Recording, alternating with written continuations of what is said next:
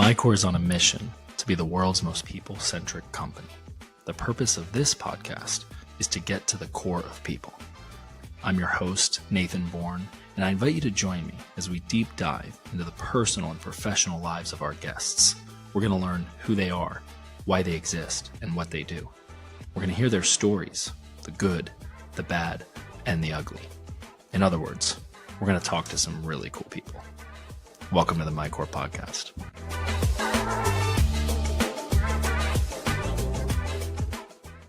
Hello. Nathan Bourne here for episode conversation number 23023 with the lovely Jessica and the man, Alex.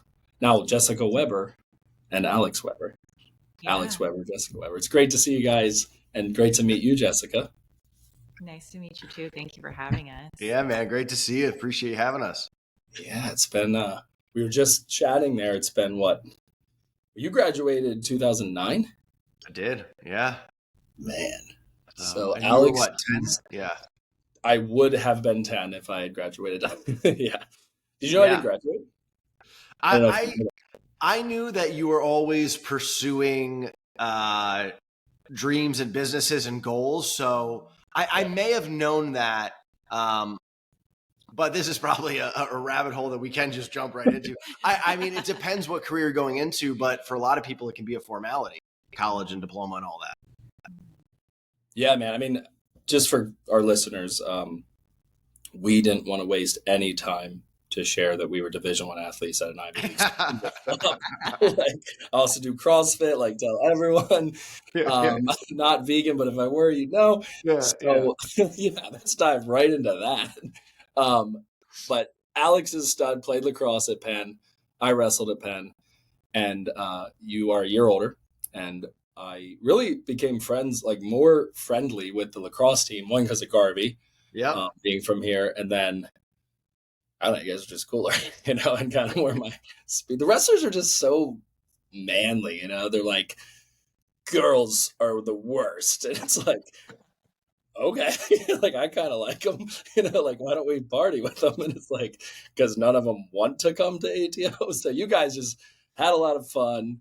Obviously, work hard, play hard, but we weren't too crazy. But in college, yes, I was super entrepreneurial. People were like, do you go here? It's like, I am Galoka, right? Exactly, man. Started my first company from literally my dorm room at Penn.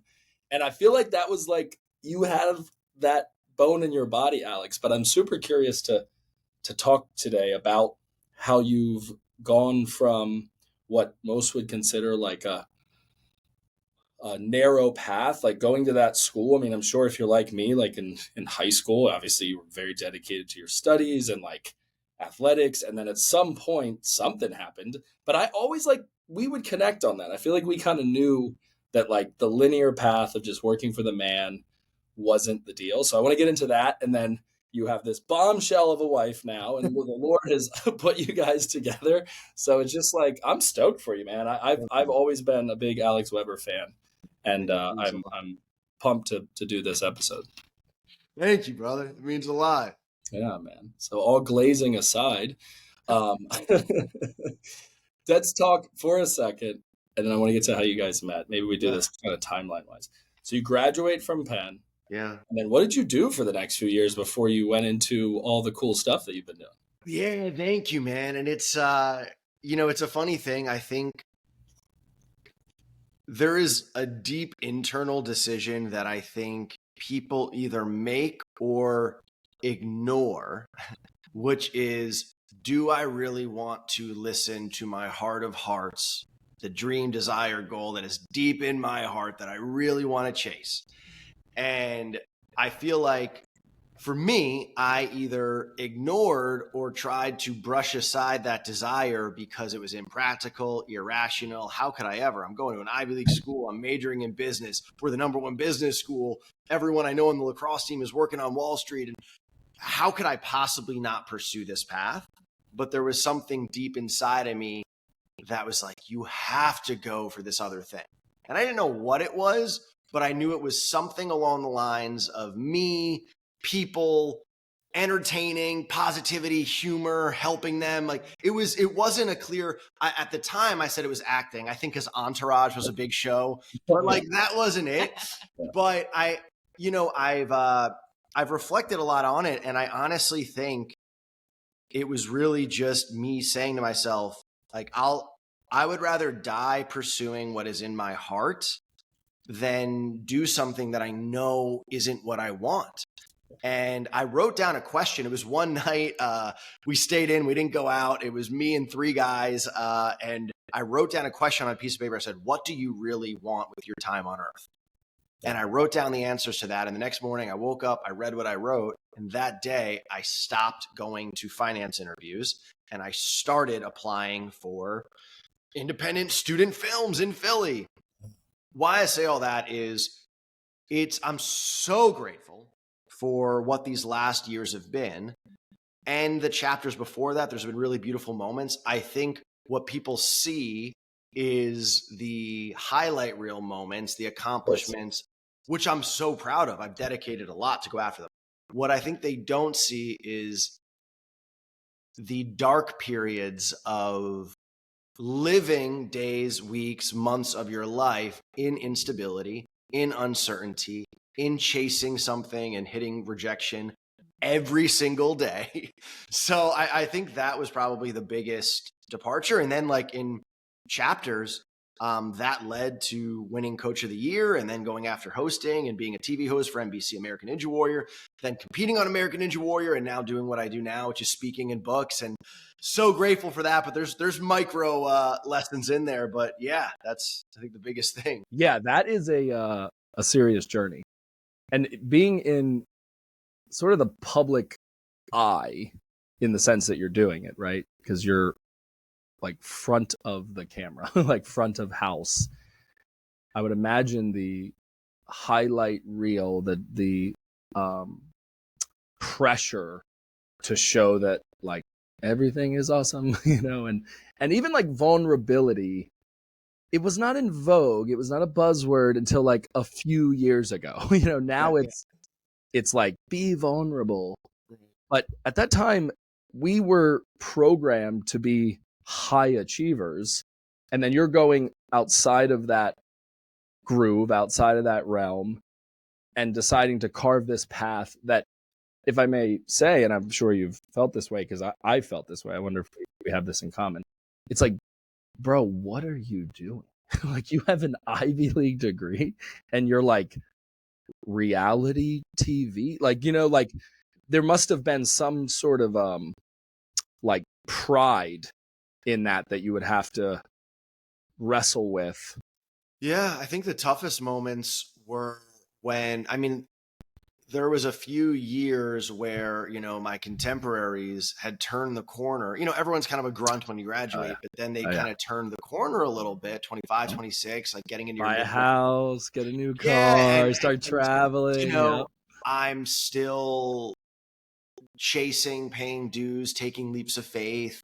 And there was, that was a tough thing. And I think again, it comes down to like, you're going to have that choice that you make in your heart of do you keep going or do you stop then and get off the bus and start to do whatever it is now, but that is practical or safe or reliable. I think that I just knew so deeply in my bones that I had to do this, whatever this is. And I think honestly, the answer of this is still evolving. In this season of life, God has me here and I'm so freaking grateful and I love it, but it might unfold to other things. And, I will say this, one of my best friends has said to me, he goes, since you've met Jessica, there's been a peace in you that I've never experienced. And that's the truth, because I think that, in career, there's always another ambition or another mile marker or another thing. But I truly think meeting Jessica and building a union, a cord of 3 and a marriage, I truly feel in my heart and my soul, there could be no other place that I could possibly be. This is exactly where I want and am supposed to be. Oh, that's wonderful. I have questions and comments, no concerns, but I want to I want to hear from you, Jessica, just to kind of get the context on your background. So, were you in school? Like, which kind of we're talking about these like early 20s, young professional. Like, what's your background and how? I want to know ultimately how your guys' paths crossed. I was on the path to be an attorney, so I went to school for legal studies, and I fell in love with fitness and exercise and took a total different path than what my degree. I have not used my degree.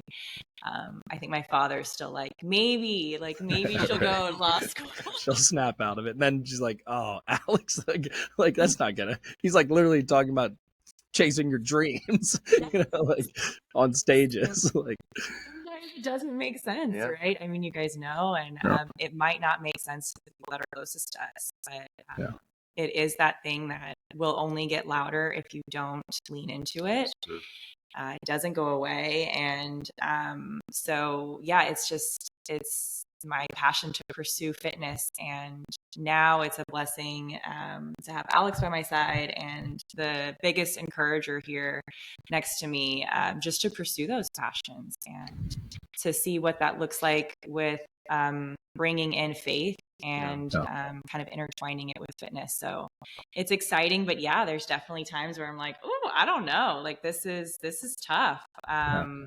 So it's good to have like-minded people around you for sure. Yeah, let that iron sharpen iron. Yeah, I know that feeling, the calling. It's the classic, right? God doesn't call the equipped, he equips the called. And it's like, that's such unfortunate news. Because you're like, shit, like I'm gonna have to do this now. Yeah. You really can't deny. I love how you said that. Like, it gets louder, and it's louder in your head to the point where like everything else is lackluster, right? You're kind of like, I don't care if I made partner in the law firm. Like, it's not, because I love watching this person transform their life. Because I met them at a certain baseline and level. I stepped into their world and we're both different now.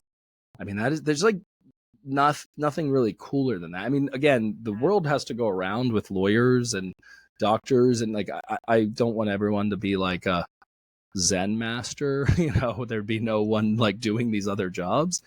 But if you have found that passion and like you just feel that pull, that calling, you really just have to figure out how to monetize it and not lose your shit in the process, right? Like, from a very practical standpoint, you're like, I want to provide and I want to do this, and it's like, how can I mix those two things? And I can't think of a better time than 2025 to be able to do that.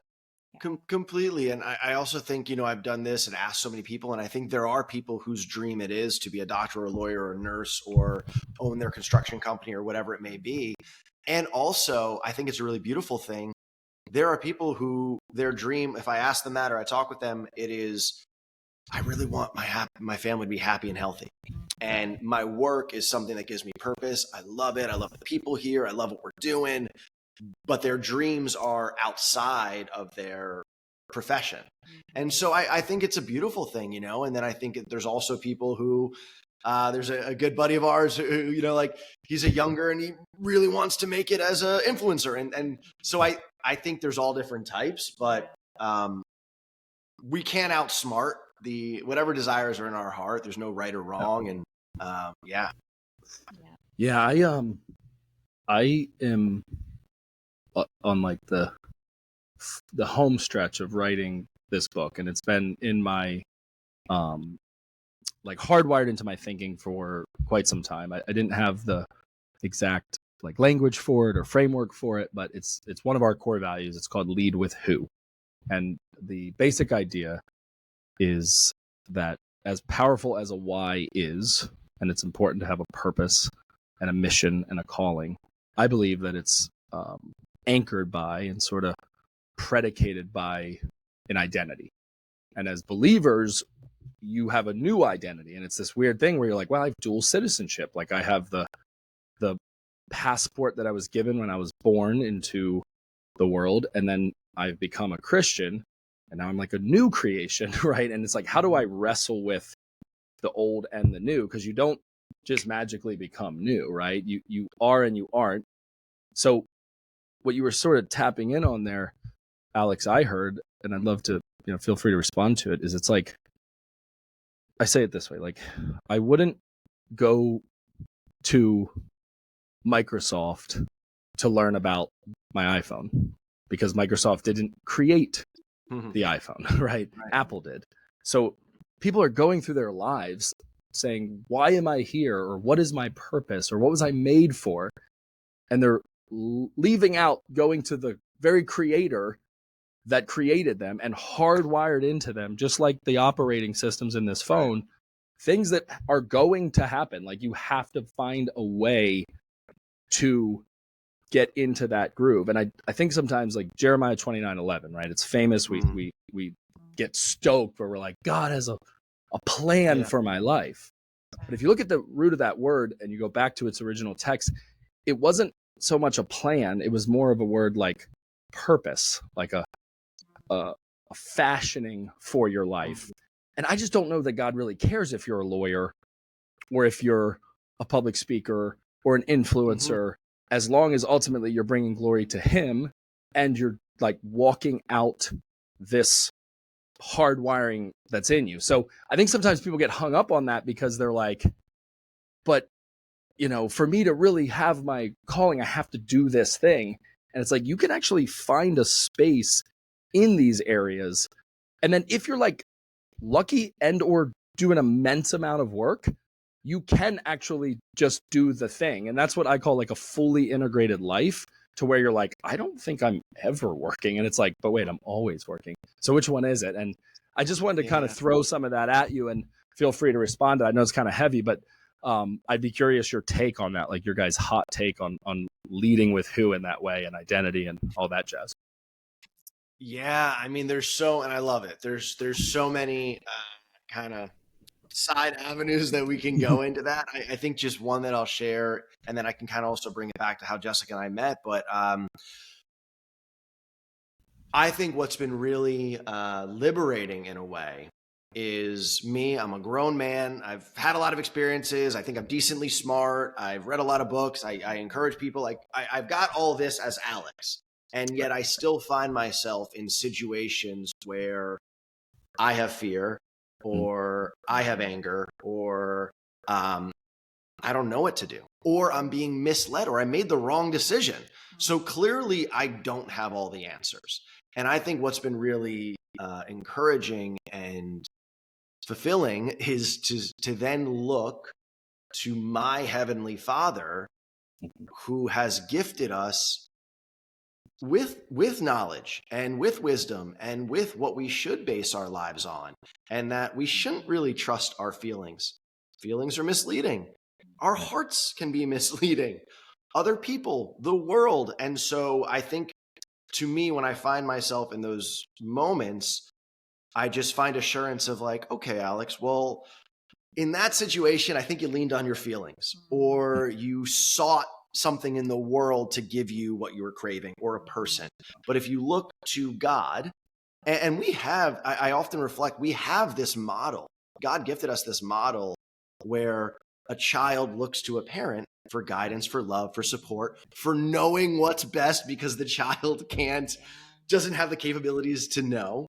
So I think that's just been where I'm particularly at in my journey, is one, just so grateful to God in every way, and really looking to him for the guidance that I don't possess. And, in terms of, you mentioned how Jessica and I met, it's really a truth where I feel like Jessica and I were both on our independent journey. We were in the world, we were living lives, we had careers, we're in Austin, we were in relationships, and all that distilled down to us that each of us, not having met each other, came to a spot in our soul where we want our relationship with God to be the driver, the foundation of everything that we are and we do. And had God not been so gracious to do that in Jessica's life, had God been not so gracious to do that in my life, when our physical bodies came together, our hearts and souls and minds would not have been in a place where we could have walked together. Right. Absolutely. That's good. There's a more fun story that Jessica. Well, there's like a lot. Yeah, there's a lot there, and I wanna hear about exactly. We met at a workout January 1st. That's the more fun way to put it. Well, I love when people are like, we met at a coffee shop. I'm like, awesome. So did you swipe right before the coffee shop? It's like, yeah, like, I mean, obviously. It's like, but you guys truly met serendipitously? Yeah. That's a rarity these days. Then it's like, I mean, I think God's in Tinder too, but like that's like some next level God or there is such a serendipitous. There's so many serendipitous moments in it, but I'll let Jessica, share her perspective on it. But it was January 1st. We're both, there's a great gym called Squash. Oh, I know. I've seen this on your guys' story too. So now, keep going. Yeah. Great people. Tell our listeners. And they do community workouts, and met Jessica that day. Yeah. Yes. Yeah, they would open up. So it's a gym here in Austin. And they open up the first of the month to the whole community. Everybody can come work out. And so I had been going with a couple friends for a bit. And January 1st, I didn't go out. It was 2024. So didn't go out the night before. And I was like, 8 a.m. workout. These are my people. They didn't go out and party. Like they're going to go work out 8 a.m., And after the workout was done, I was looking for someone to take a picture of me and a couple girlfriends. And I kid you not, it was like the cloud, like the crowd had parted. Yeah. And there I am walking towards Alex, and Alex walking towards me. And I'm amazing. Like, would you take a picture of me and my friends? I'm like, cool. Would you marry me? Right. You're like, forever? Yeah. I'll take pictures infinitely for you. Yeah. He took so many pictures. Yeah, you got to get the angles. Yeah. We were totally being girls. We were like, the lighting's not right. Can we move over here? He's like, absolutely. He's like, totally, of course. There is a sub layer to this, which I feel, I had something deep in me that I'd seen Jessica at the workout, and there was something deep in me that was like, I have to talk to her. I have to ask her out, or I'm like, there was something very deep in me. Like it was way deeper than like, oh, she's beautiful or something. Yeah, so right. I have to. But I was the Holy Spirit, right? It was literally just to say, and I'll be honest with you, because I think like it can be tough, like to be a guy and do that. And I got very nervous to go and do it. I was like, I don't even know. I was very nervous to go approach her. But her asking me for a photo, to me, in my mind, I was like, oh, she's flirting with me. Yes. This gave me... Bro, that's an inbound lead, man. That's like, come on. You're like, you were inquiring about. Yeah. But it didn't happen. What a beautiful meet cute, in the sense that you didn't have to like fully pursue her in a way that felt like you were, not hitting on her, but just sort of like, and she wasn't like, so it worked out, right? It was just like you said, it was like, boom, divine appointment. And when we all started talking, we were in kind of a circle. My great buddy Dan was with me, and we had been going to the same church. And so truly, because I'd been through experiences, and I didn't want to take one step on a path with someone if I knew that path wasn't going to go to marriage, just because I've had those experiences. So Jessica's, I don't want to go there. So literally we met at a workout in kind of a spiritual crowd, like university crowd. Yeah. And so I just right out the gates, I was like, my friend Dan and I go to this church. Do you all go to church? Basically to be like, let's just get out the knockout questions right away. Like, and little did I know, Jessica has, such a strong faith. And at the time we were going to the same church. I was like, I'm going to that church too. And I think our first like hangout date was at church, wasn't it? Well, we had one coffee date. Yeah. And then a week later we went out to dinner. It was kind of like seeing each other and all the different, and then the next day, which was our third date, we were worshiping together and holding hands. Jeez. And that was like, I think that's one of the most intimate, you can do. And truly I dropped to my knees that day and thanked God. And you didn't have stamps on your hand from the night before. Like, you were like, oh, shit. You both held hands and looked like, damn, you went there too. I have always wanted a pastor to make a joke about that. I'm like, that's a good joke. Like, how many of you have stamps on your hands right now, you heathens? I can remember like going to church and rubbing it off.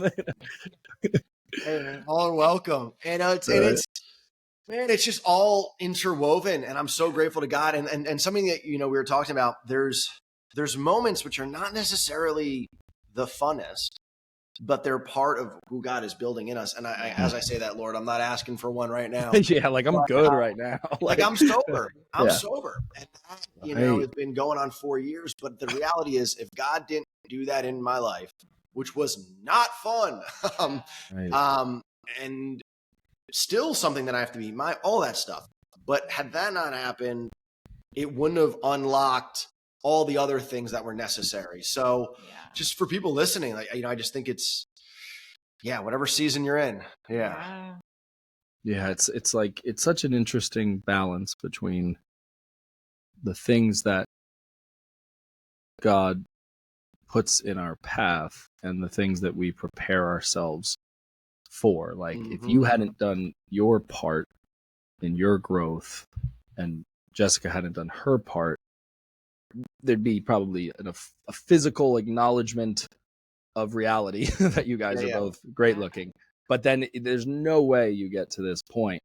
So I'm always fascinated by that collision between God's will and free will, and the fact that he's just such a gentleman that he's like, look, there's nothing you can do to make me love you more. There's nothing you can do to make me love you less. Yeah. So you choose, and I'm here either way. And I just think that's important and encouraging for people to hear that, like, you did do the work, and you did do the work, and then together you're doing the work. So you kind of have this Venn diagram of yours, mine, and ours going. You didn't just fall out of the sky, right? Even though you had this serendipitous, coincidental moment, you've done your part. And I'm sure even within your relationship, it's just been rainbows and butterflies, perfect ever since that day. Never fought, no problems with finances, kids. I know that's on the roadmap, family, like just perfect, right? Well, I'm really curious to hear Jessica's take on this. Let's see. I don't know. We'll see what we got. Right. I'll say, we're both people who, you got wounds, and you do, and those are going to show up. But how we each show up for each other in those wounds, I think, has been very helpful and healing for both of us. And there's still moments where we'll have little, we're human. Yeah. But I also will say, I think having it not just be us, truly having it be a court of three, and that God's involved, because there's something about being in a little moment and then praying to God together that really changes the dynamic. And then grace, like there's been, when you really, not like just the word grace, it's the biggest game changer of our existence. And when you really think about how much grace has been extended to us, and then just extending that to each other a little bit, not a little bit, every single day. Right. Sometimes. So that's, what do you think? Yeah, I think so too. Something we do together is we pray every morning, every night. Even if he's traveling, we send voice memos. And awesome. I think that has been so helpful, because no matter what, like if there's an argument or disagreement at night, we're both praying to God together. And so praying for one another, praying for our loved ones, like there's just something that like brings you back to reality in those moments, and having that as our our bookends for the day it's been really powerful. 100%. Man, that's cool. Yeah, I think it's the classic, like, if God's here and the both of you are here and you're moving closer to God, you're moving closer to each other. And I think you tap into this, grace on grace that is really humbling, right? Where you're like, dang, like, how did I really didn't think I could find it, and then you remember that, well, you have it because you received it, right? It's so fascinating. I mean, like, it's so beyond us and our little brains, but that's cool that you guys from like day one have been activating that and enacting that. The tone in it. Jessica set the tone. I think this is so important because I have buddies who are in relationships, and I've been there, where you really want it to work, But when it works, it's because you're kind of dialing down parts of yourself. Or Yes. I would say like the puzzle piece is close. If you just kind of sand down this side of yourself, you might be able to jam it in there. Why I say this is when I really had that honest moment in my heart and soul, I want God to be the foundation of everything that I am on this earth, in this life, everything. My mom had gifted me, my dad had gifted me a Bible, which I read. My mom had gifted me a Bible that had been handed down for our family, and it's on the mantle. And I remember when I put it up there, I had the thought of like, oh, am I going to be too much for someone? That was just a fear thought, right? And then, the real voice of me. Yeah, exactly. Yeah, it's like, well, it's kind of like pregnancy. It's like, either are or you aren't. Yeah. And why I say that is the first time Jessica had come over and we were having food, Jessica said, "Can we pray before we eat?" And I was like, "Oh yeah, that's." I was just about to say that. Nothing's better than when you try to be more Christian than each other. Like I was actually just gonna suggest that we pray. Like, but where are you? Complete, just like, oh wait, I don't have to dial down a part of myself. Right. The right person is gonna not only accept but amplify this. Oh, I wanna like lean in on this because you said some really good stuff there, Alex. And so earlier I said something about a new creation and an old creation, right? And that there's a lifetime sanctification process, right? There's a lifetime of actually building the root system that eventually creates the fruit, right? You can judge a root by its fruit, and preferably it be the 9 fruits of the Spirit. But that does not just happen because you were like, I'll raise my hand, for the altar call, or I'll go to a small group, or I'll read my devotional, or so that's where I think it's really challenging to preserve the parts of you that are not great. They're not full of light, but they probably served you on the lacrosse field like they served me on a wrestling mat, right? So it's interesting. I don't know. You're a really developed dude, so I wouldn't be surprised if you did this on purpose. But earlier, you didn't say I am angry.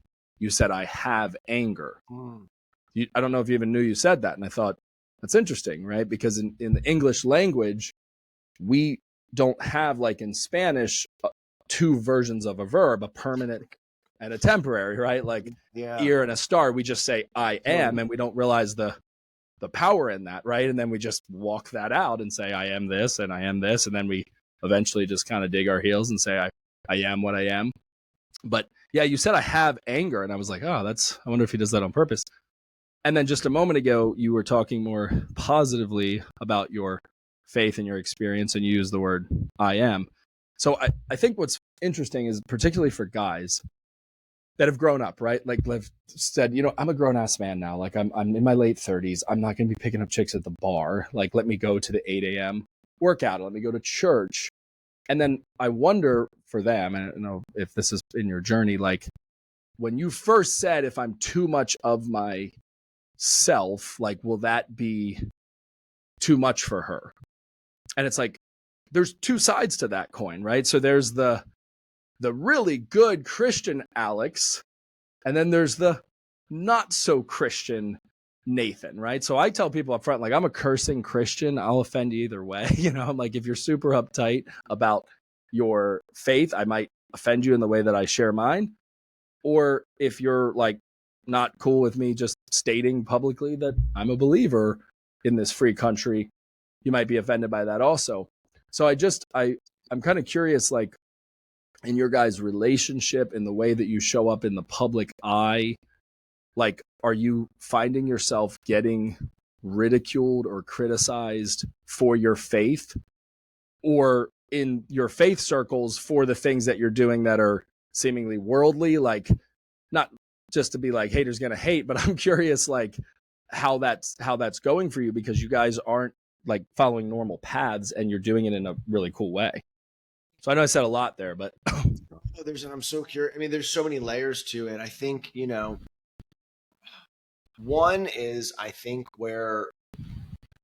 I'll start here with is just, we live in a time where this is the best electrolyte packet. This is the best AI you should use. So we live at a time where we always want to share what is helping us live better lives. Right. So if anyone was curious and actually wanted to know about me or how I lead my life or what's important to me, how would I not share or point to what has helped me? One, it has saved my life. I think that there's been a couple times where without God's love and guide and recorrection, I could have spun off this earth. Real talk.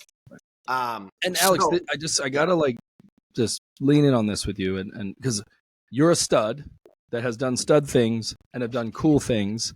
And back to like our original like connection, I can remember being at parties with you and like talking about Coloco. Or like, I don't know, this might be a one-way street, but I felt like we kind of had like a mutual understanding, like, bro, we're not doing this shit. You know what I mean? Like we're doing it because it's going to look good on the resume, but like, we're not doing this. Like, we're not going to Wall Street. We're not going to law school. So back to that highlight reel, what an interesting path to be doing these cool things and amounting this following and this influence. And the whole time going, there's something missing. And I think it sounds like a relationship. Now, did you grow up in the faith and walk away? Or, because we never talked about that, probably because we were at a party. But so Jesse and I had different experiences. Yeah. And and it was not a one-way street, man. It was completely two-way, Nathan. Right on. But man, I get worked up with this because, not worked up, but passionate about it because I think so many people, especially from our background, you're educated, you're academic, you're highly ambitious, you have career mile markers, you have pursuits. It does become very in the world. And I think for me and so many people, we dismiss this entire arena as like, yeah, it must be nice. Sounds like a good fairy tale. Maybe these are smart people who wrote this for money or power or whatever one does. It's a security blanket, or I'm too smart for this, or I just don't need it. Or lastly, I'm just too busy to actually even think about it. Yeah. And so for me, that was the lion's share of my life until about late 20s. I'd always in my life believed, okay, the fact that we live in a utopia oasis in the middle of nothingness. Right. Spinning on a rock. Yeah. You want to talk about leaps of faith. If you're an atheist and you're solely relying upon science, you've taken some huge leaps of faith to be okay that we're all here. I don't have enough faith to be an atheist. That's 100%. Crazy. Yeah. 100. And I think I can go on so many rabbit holes. I think what science is at some point, if obviously science is amazing and you prove a lot of things, so I don't want to clip that out of context. If science is your religion, I won't post it. Just this. No, please, you can post it all. If science is your religion, and I've seen people who do that. If science is your number one in your religion and your answer to everything, not a commentary, which science is, or proving or advancing society and people, that's beautiful. If science is your religion, I think it is because it is too scary for you to admit that you don't have all the answers, you're not in control, that there's much more going on here that we can't see, touch, explain, experience, know about. For me, yes, I'd lived in that state for a long time. I'd believed in forces and spirits, and then I got into the universe, and it's all love and all that. Yeah. And then I saw Christianity. Our pastor says the number one reason people come to Christianity or leave Christianity is because of a Christian. And that is true. You see people who are hypocritical and highly judgmental, but they say they're a Christian. And to me, I'm like, get away from me. I don't want anything to do with this. And that's how I honestly felt and still wrestle with Catholicism. It seems like a lot of tradition and rules and hyper rigidness and pushes a lot of people away from faith. Mm-hmm. But I'll round this out. I met a handful of American Ninja Warriors who had such beautiful, raw, gritty, imperfect, honest, loving faith that not only they proclaimed, but they lived. And I was like, hold up, what is this? Yeah. That cracked the door of curiosity. And then it was incremental until 2020. And in 2020, that crack really opened because I saw such evil in humans Right. that I could not, it just brought home to me, oh, wow, there is good and evil. How can a human being do this? How can a human being be capable of poisoning people intentionally to make money and power? Like, that's so dark that clearly there must be good and evil. And so would you say that at that, yeah, man, so much there too. We're gonna have to do part 2, you know, for sure. Because I know that there's so many layers to this. I want to respond in 2 ways, and then I have a question for you, Jess. So interestingly, and I don't normally tell the story because it's just so specific, but you'll appreciate it. I'm in the quad freshman year in like some little, you know how like at the end of each hallway there might be like a little lounge where freshman year, like orientation, you become friends with the like 7 doors down from each of you, and then you never talk to that person again. And you're like, we're gonna be best friends, and then you're like, we've actually watched their whole lives unfold on Facebook too, which is like, ooh, you know, but you haven't talked to them since that first week. Well, I can remember being in that little lounge freshman year, like orientation, and you know, you have put some of the brightest people, whatever, on the planet for that matter at that age, and I'm like, yeah, I'm a Christian, and they all look at me like, what? And I'm like, wow, like you these things can coexist. Like you can be smart and have faith and be fabulous. Like these things like exist. And I can remember kind of the way you said it, which was, I said, I think it would just be really naive of us to think that we would ever understand in our little brains, even if we go to Ivy League schools. And I remember how like ridiculed I was for that. Like they thought, oh, this guy's an idiot. And I'm like, interesting. Right. So that was that. And that was a moment where I was pretty bold in my faith, and it was just kind of part of my hardwiring. And then, you know, one of my favorite verses, and I think you and I, the 3 of us, have this in common, is to live in the world, but not of the world. And I think Christians cop out on the in the world part, right? And they go, well, my treasures are in heaven, so I don't have to work that hard. Or my body, this isn't even my body really, so why do I need to get fit? And it's like, whoa, wait. You don't think the creator of the universe had a purpose for putting who you are in that meat suit if you weren't to treat it like a temple and keep it strong and healthy and fit? And so it's like something I'm championing for in my life is to prove out like you can crush it in life and be a believer. And then what you said earlier, I think people have gotten, maybe it's a good thing. I don't know. Maybe they're on their way. But there's this like obsession with the creation, kind of goes back to the iPhone. It would be like if you loved the iPhone, but you denied Apple. And you were like, no, I don't mess with Steve Jobs and Apple. And it's like, are you crazy? You know, have you lost your damn mind? Because all these wonderful, beautiful things that you're worshiping, including those rocks right there, were created by somebody. So I love that you went through that journey too. It sounds like where you stopped worshiping the creation and built a relationship with the creator. Yeah, and you know, Jessica has had a different journey, but I also just think it's a walk, and we're all at different places. And so I don't do competitive Christianity. We are all at a different place in the walk. I'm so thankful that God stirred and woke us up, you know, but it's all, we are imperfect. We're all sinners. We all need the grace and love of God, and it's all our walk. And Jessica's had a different one. Yeah. Tell me your journey, your faith walk and life. Absolutely. So, I grew up in a Christian household, and we were very much like labeled as, you know, I labeled myself as a Christian, but I don't think I understood who God was. I don't think I understood like I didn't have a personal relationship with him. I kind of had this like self-constructed God.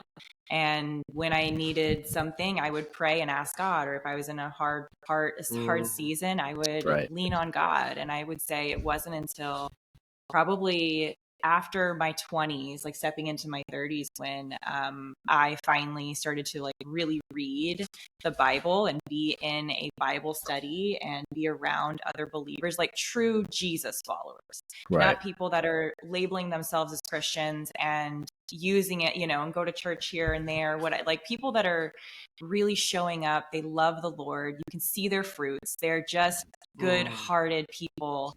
And I think that is when everything shifted and changed for me. And it was truly probably like a year and a half before I met Alex. So there was a lot of preparation. God was preparing me in so many ways, teaching me how to surrender so that I can be in a relationship and be in a marriage where I can surrender to my husband. I think God really showed me that before I met Alex. And I'm so By the way, I grateful. just got to say, I love what you just said, because without context, we'll clip that one, surrender to your husband, and then put that out there. Just no context, no lead, just straight surrender to your husband. Ladies, no. Right. Well, Just drop that into a few unpack what Facebook that groups. means. It is. But it is so like precious what you're sharing, and it's like, let's add to the list of things people don't want to talk about. This, it's like, when my faith really grew, I think, is when I stopped thinking that I got to choose that much of it. like we have our free will, but when you start to recognize that God is a God of order and that he creates laws, and I like to say it this way, it's like if you go on top of a building and you jump off of it, whether you're a good person, a bad person, kind of a Christian, super Christian, male, female, you're going to hit the ground because the God that created the universe hardwired gravity into planet Earth. And that's no different than the other laws, be it the laws of success, the laws of marriage, the law of relationship, all these laws. And, there's trad wives, and that's like a thing. But I think you're doing it well, Jessica, just from what I see, having followed you on social media. You don't seem like you're not thinking for yourself, believing for yourself, feeling like for yourself. And I think when people don't know, they might go, oh, this is a woman. I'm not saying you, but like in the if you really clipped that, right, and just put it out there, right, and we said surrender to your husband, they would go, oh, this is a dumb person that has been manipulated by another man to follow suit so that he can do whatever he wants. Maybe he doesn't have a harem of wives because it's not, centuries ago, but there is a real biblical, like, founded truth in the way that men and women are supposed to be together. And I just think you guys are doing the deal. So I wanted to commend you on that, and particularly you, Jessica, because that's hard stuff. You're right. And I think it's that word in particular and just that dynamic can be misunderstood. And it's not like, babe, we're turning the house into a man cave, surrender to, like, that's not surrender. That's like what Make me a sandwich. Yeah, exactly. Like, it's crazy. I think that would be like an ignorant, what it is it's trust. And Jessica is saying to me, I trust you to lead our family. I trust you to lead our finances. I trust you. If you think this is a good pursuit of your time and energy, doing this deal or doing this work, I trust you. And we're going to talk about it because we're partners, and she's smart, and she's so knows the world and knows people, and I want her insights. Ultimately, it's a sign of love and trust. And there's a reciprocal way of me doing it, of Jessica's got that, whatever those areas are, in our nurturing, in our, in what she's doing. So, and the second part gets left out quite often, which is that we are to love our wives like God loved the church, which is an insanely high calling. Laying down ourselves for them. Yeah. Right. And actually that comes first. So it's not submit to me and then I'll take care of you, provide, protect, be trustworthy, do the deal, lead spiritually, physically, in all these areas. So I think a lot of times it just gets, sound bit, so to speak, into that really misconstrued way. So I think it's killer that you guys are doing the deal in that way, and I'm here for it. So what is what's forward, right? So we've kind of talked about past. I know we could talk for hours, so I want to hear. We will have to do. We'll definitely have to do a part 2. You're getting us all revved up, man. Yeah, man. Heck yeah. We will. And we should do it in person. It'd be fun. Yeah, You guys come to Florida. Yes. And so like, what now? What's on the roadmap? Or do you want to have children? Do you want to go to Africa and feed the kids?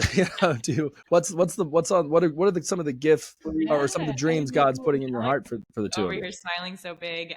We definitely want children. That is Okay, cool. I'm pretty sure we just did a pregnancy announcement on. No, we didn't. I'm just joking. I'm totally kidding. I'm totally kidding. A friend, they're like, "Do you have something to tell us?" Right. You're like, you want some wine? Yeah. Sorry, I thought it. No, It's silly. I think it's just one of those where I know it'll be challenging and all of that, but I think it's one of the greatest gifts that you can do in this human experience, and to do it with someone you love so much. Yeah, man. Also, Jessica, it's been so beautiful. Her biggest passions are faith and fitness, and passion might even not be the wrong word, but also gifts. And so she's been putting on faith and fitnesses. So this summer in Austin, we're going to just gift a chance to just dream big and put on a big faith and fitness event in Austin. And so I think that'll be a really beautiful thing. Yeah. Very excited. So and awesome. then we have some travel we're planning, and just, taking this season before children seriously. And something Jessica and I will say and really focus on is, I really believe this, that there's no big and small. So doing some grand gesture or action of faith or donation or service is amazing and not to be discounted. However, how you treat your loved ones, your coworker, that person you disagree with on social media, a homeless person, in a small micro moment, in my understanding, that is equally as important to those big gestures. So I think we're just continually trying to just live in integrity, and be mindful of our dark corners and just try to imperfectly, but get better. Yeah. Let's go, man. Well, it seems like it's going great for you guys. I mean, I see social media is social media, right? So, you guys could like hate each other, get off, but I think you're in a beautiful season of your relationship and of your marriage. And this is something that I think can encourage people too. I mean, we're at that age. I don't know. You look like you're 12, Jessica. So I'm assuming you're around our age. But how old are you, Jessica? I'm 33. Nice. So yeah, you're a baby. But for Alex and I, we're in our 30s, and I feel like people are pushing off these things further and further. But biology doesn't necessarily care, and I think we feel this pressure that it should happen sooner, that you should find your person at like a given age. And I think it's just a beautiful thing that you guys like had your paths, had career, had like your faith walk, and came together at the time that you did, because you're still young, but you're also like grown adults, right? You're not like, I don't know what to do with my hands, it's like you're a grown man, and I think that's really cool to just keep that like zest and energy that you have. And I don't know, like, this is more of a question for you, Alex. Were you finding yourself getting discouraged? Like, oh, am I going to be 40 and not married, or was it not even on your mind? Oh, I mean, I think I had tried to force things that were not right. And then I think once you really have that moment of like, what am I doing? Why am I forcing something? And you really, it's surrendering, just as Jessica was talking about. We all surrender, whether we're doing it actively or not. We all and so taking that leap of faith and truly having a moment with God where I said, I want to do it your way. I've done it my way. I want to do it your way. And still imperfect, still making mistakes, but that was my heart, truly. And I will say this, and I don't know if this is a cliche or not, but I was literally, as of maybe December 30th or December 31st. So not I met Jessica January 1st. Right, I literally turned the corner of like feeling good about myself, feeling confident, feeling patient of like, it's okay if it happens this month, this year, in 5 years. Like, I'm good. I'm just going to like focus and live a good life. And I literally felt like I'm okay alone. And then listen, this is our story. You know, I don't know, but then Jessica was a day later. Dude. Yeah. I don't think that's random. I mean, I think that the other thing too, you got the flip side of this, right? So you have like the go meet and swipe right and like play the numbers and, you know, one day, someday, it's like, I don't know how's that going for you? You know what I mean? Without just like your own understanding of finding a partner and finding happiness. And then on the flip side, particularly in like the church culture and the Christian culture, it's like they used to say this in like Christian schools. It was like a ring by spring or your money back, you know? So you're like, I think sometimes it can be forced because you're like, the Lord told me that we should get married tomorrow. And you're like, oh, wow. Well, it was really nice to meet you. I thought we were going to go on a second date, you know? So it's like balancing those norms in culture, but really listening to the Lord and then not like forcing our timing on the word. So it's like, you can get a word and it can be like, this is happening. But then I think we get caught up in when it's supposed to happen. And God isn't confined by time and space. Right. He definitely doesn't care about chronos. At best, he's going to be rocking some kairos, you know, that perfect timing, but he's probably beyond that even, right? So it's like finding that flow state kind of, right? Whether it's in fitness. I mean, you know it when you go up there and you step off the stage, you're like, bro, I crushed. Like, I absolutely killed that, right? And it's just like this flow that you get into. Yes. So just kind of all that, yeah. I think you guys are doing it. Like I'm seeing it. Obviously, I reached out to you. I wanted to talk to you, and I hope we can keep chatting more. We're going to have to do a round two. It feels so good to, you know, we do exist in the world, and there's ways to talk about this that are, you know, sometimes bold, sometimes appropriate, sometimes not. And, you know, Jessica and I both do that when we're in the world, do that balancing act. But it's really wonderful to just kind of sit down and just air it out.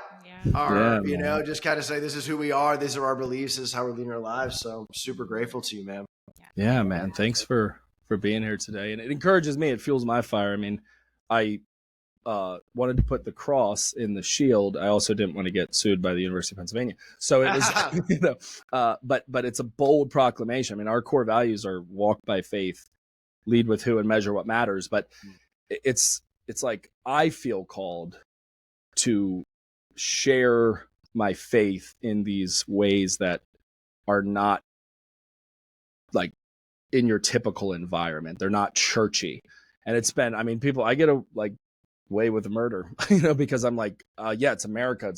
I can say whatever I want. What are you talking about? Like, I'm allowed to be a Christian. Like, it's not illegal, you know? So I'm always conscientious of and almost looking for people like yourselves that go like, hey, there's a way in a really nuanced fashion we can share our faith without being like, are you coming to church on Sunday? Have you accepted Jesus as your Lord and Savior? You know, like, I mean, nothing against that. I mean, maybe the megaphones we could do without, you know, and you're going to hell. But like, I'm very aware of that from a tactical, like, spiritual warfare standpoint. So yeah, we'll have some more conversations on how to advance the Great Commission via podcasts. Yeah, count us in, my man. Absolutely. Awesome. Well, thank you for being here today with me. Thank you, brother.